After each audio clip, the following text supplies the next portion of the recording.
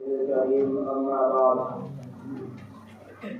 میرا پیغام ہے ملت کے سارے سورماؤں کو، میرا پیغام ہے ملت کے سارے سورماؤں کو، لگا کر دھڑ کی بازی روکو زہریلی ہواؤں کو، اٹھو اٹھ کر بدل دو دہر کی خونی فضاؤں کو، اٹھو اٹھ کر بدل دو دہر کی خونی فضاؤں کو، بتا دو ہاں بتا دو وقت کے ان فرما رواؤں کو، بدل سکتا نہیں کوئی بھی قانون شریعت کو، خدا شاہد ہے کسی سے بھی نہیں دشمنی ہم کو، خدا شاہد ہے کسی سے بھی نہیں دشمنی ہم کو، مگر مذہب سے تو پیاری نہیں زندگی ہم کو۔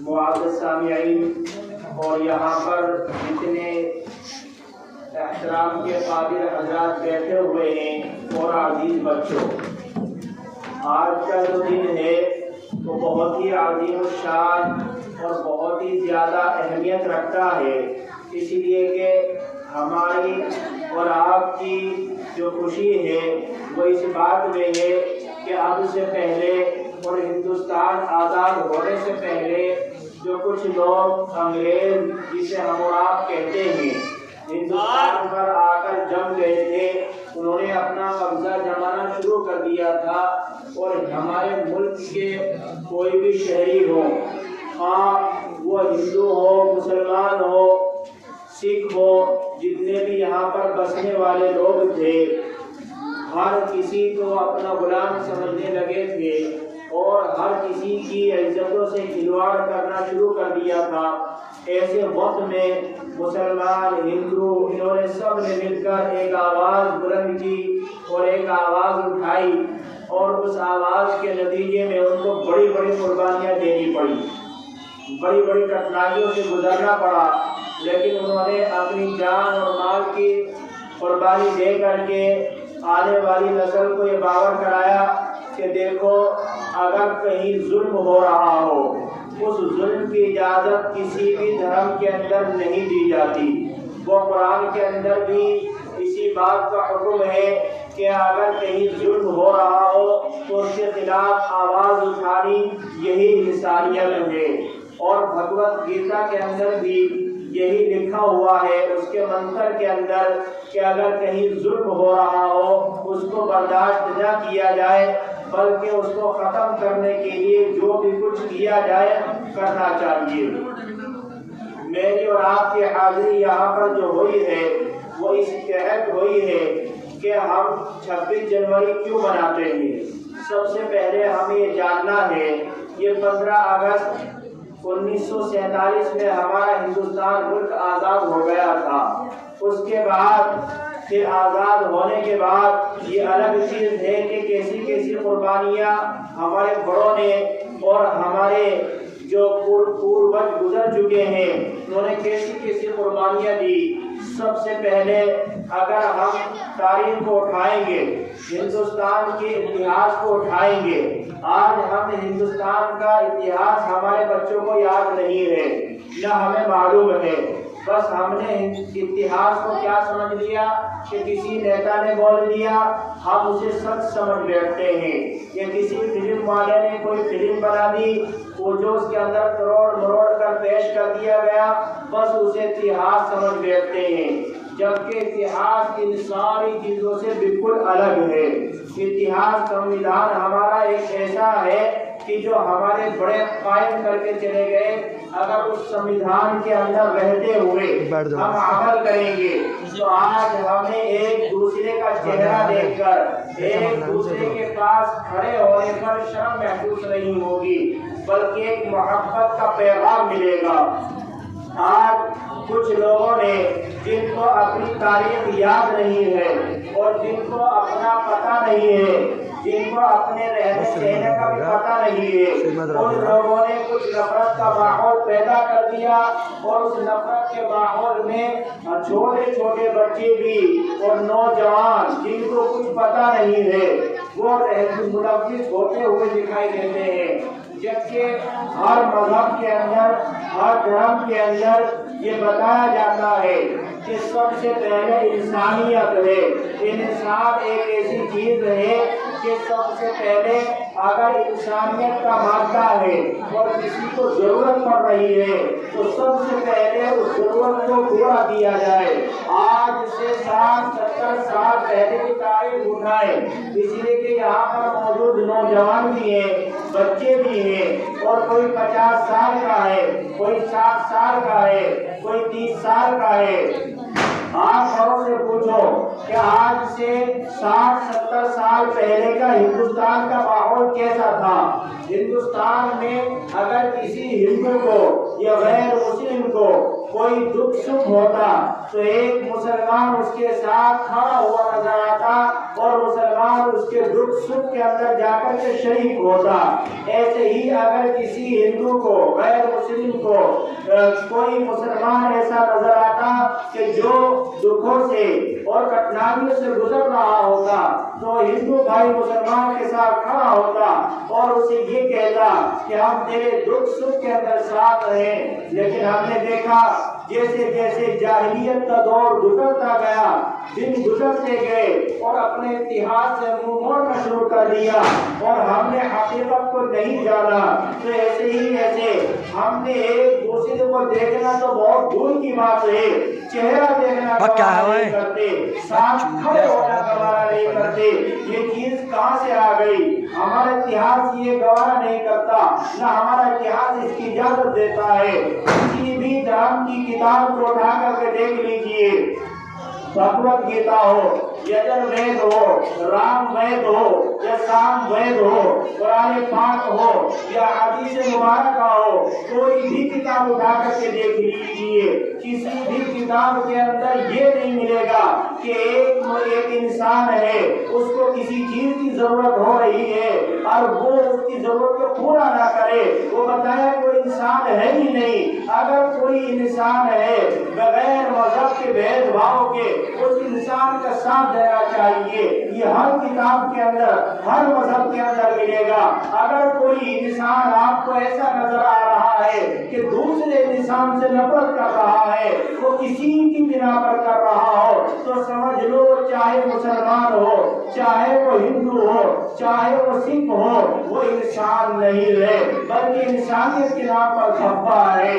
ہمیں اور آپ کو تو یہ چاند کرنا ہے اور ہمیں اور آپ کو اس پیغام کو عام کرنا ہے، اس نفرت کی دیوار کو توڑنا ہے اور ایک لفظ ایک زبان ہو کر کے نعرہ بلند کرنا ہے کہ ہم اپنی جان کے دشمن کو بھی جان کہتے ہیں، ہم اپنی جان کے دشمن کو بھی جان کہتے ہیں، محبت کسی مٹی کو ہندوستان کہتے ہیں۔ بہرحال مجھے زیادہ تاریخ کے اندر جانے کا منشا نہیں ہے، اس لیے کہ وقت بہت تھوڑا سا دیا گیا ہے۔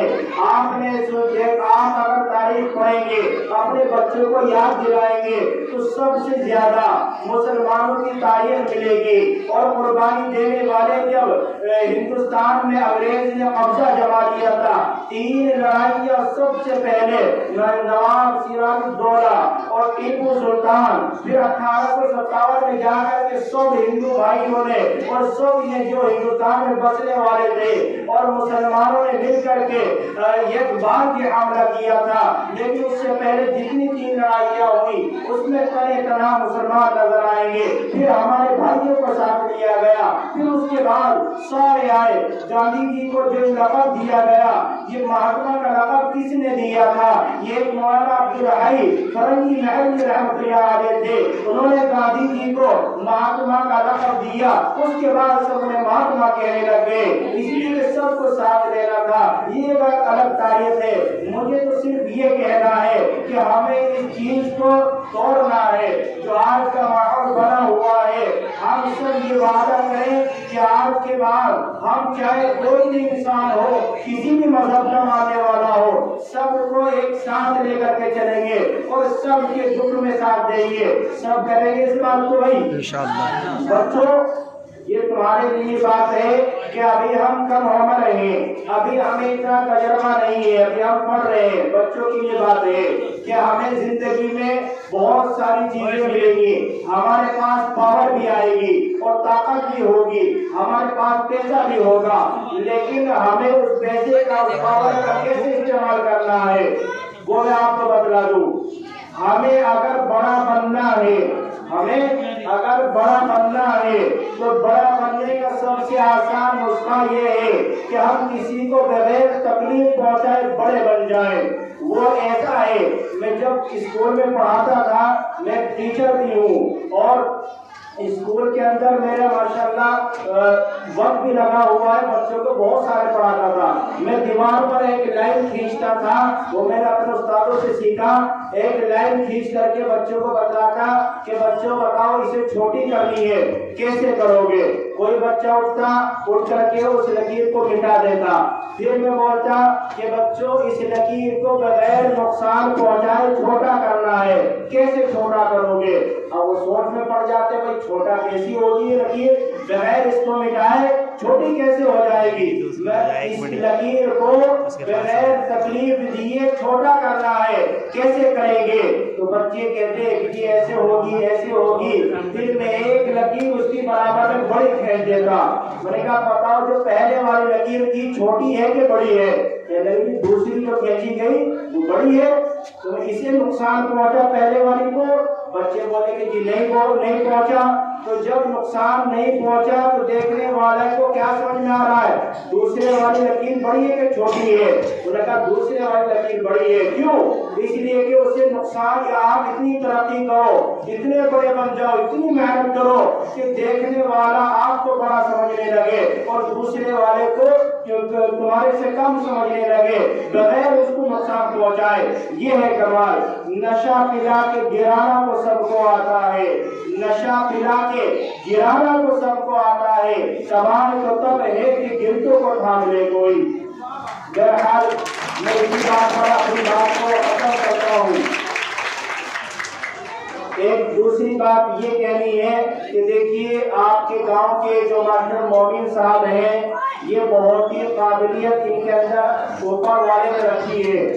یہ بات سبھی بہت غور سے سنیں کہ جو ماسٹر مومن صاحب ہیں، ان کی محنتوں کا اندازہ آپ نہیں لگا سکتے کہ جو آپ کے گاؤں کے اندر رہ کر کے اس جٹوانے سے اٹھ کر کے ان کے دل و دماغ کے اندر جو منہمک اور محنت اور ان کا جو جذبہ گھومتا رہتا ہے، رات دن یہ اسی فکر میں رہتے ہیں کہ کسی طریقے سے ہماری قوم آگے بڑھے، ہماری قوم کو شکشا ملے، لیٹ جا چکے، ہماری قوم کو شکشا ملے اور ہماری قوم آگے بڑھے۔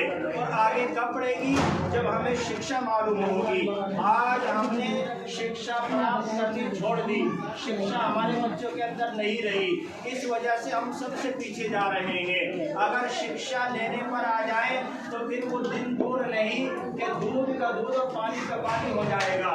لیکن آپ کے جو مومن سر ہیں، ان کی محنت کیا ہے؟ جٹواڑے میں محنت کر رہے ہیں، دوسرے ہمارے کاٹکا کے اندر انہوں نے ماشاءاللہ اسکول چلا رکھے ہیں، وہاں کے لوگوں کو فائدہ پہنچ رہا ہے۔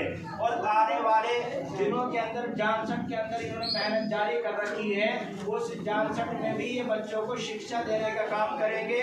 تو ایسے آدمی کا ساتھ دینا چاہیے کہ نہیں دینا چاہیے بھائی؟ دینا چاہیے۔ اور بچوں کو یہ بات بتلاتا چلو کہ آپ کو پڑھانے والے لیکن تمہیں پڑھانے والی میڈم بھی ملیں گی، تمہاری استانیہ جسے کہا جاتا ہے، اردو زبان میں استانیہ کہتے ہیں میڈم اور میم۔ تو جو کسی کو ترقی کرنی ہے تو اپنے استاد کا ادب، اپنی میڈم کا ادب اور اپنی استانیوں کا ادب یہ بے حد ضروری ہے۔ اس لیے کہ ہماری اردو کی کتاب میں لکھا ہوا ہے کہ با ادب با نصیب، بے ادب بے نصیب۔ تو بچوں اس بات کو اہم کرنے اور ترقی کرنی ہے تو اپنے استادوں کو زندگی میں کبھی مت بھولو، ترقی ملے گی۔ سب تیار ہیں اس بات کے لیے؟ ماشاءاللہ۔ الحمد للہ رب العالمین۔